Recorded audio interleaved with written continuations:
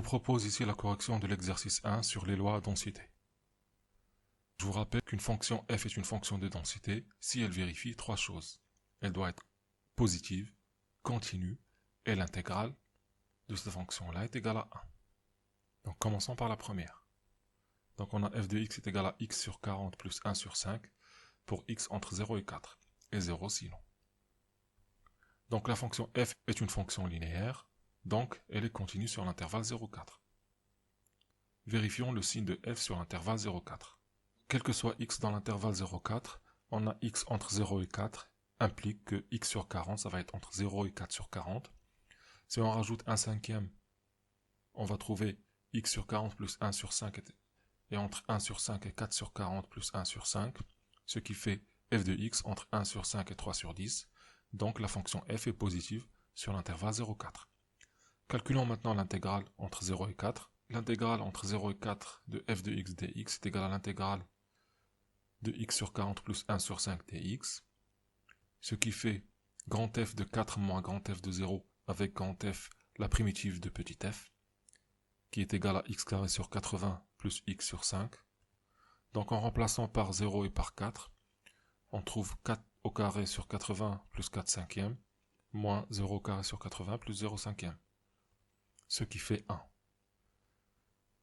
Donc conclusion, la fonction est bien une fonction de densité, parce qu'elle est continue, positive, et son intégrale est égale à 1. Passons maintenant à la deuxième fonction. Donc on a f de x qui est égal à 5x puissance 4 pour x entre 0 et 1, et 0 sinon. Donc la fonction, elle est bien continue et positive sur l'intervalle 0, 1, parce que c'est une fonction puissance 4. Calculons maintenant l'intégrale. Donc ça fait l'intégrale de 0 à 1 de 5x4 dx, ce qui fait grand f de 1 moins grand f de 0, avec grand f la primitive de 5x puissance 4, qui est égale à x puissance 5. Donc en remplaçant, on trouve 1 puissance 5 moins 0 puissance 5, ce qui fait 1.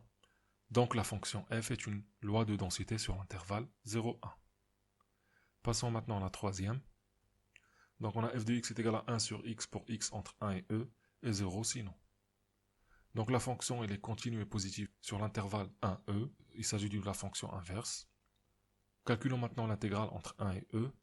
Donc ça fait l'intégrale entre 1 et e de 1 sur x dx, ce qui fait grand f de e moins grand f de 1 avec grand f la primitive de 1 sur x, qui est égale à ln de x. Donc en remplaçant par e et par 1, on trouve ln de e moins ln de 1. Donc on sait que ln de e ça fait 1 et ln de 1 ça fait 0, ce qui fait l'intégrale de f de x dx est égale à 1.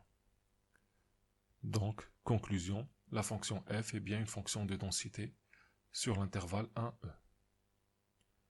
Et c'est fini pour cet exercice.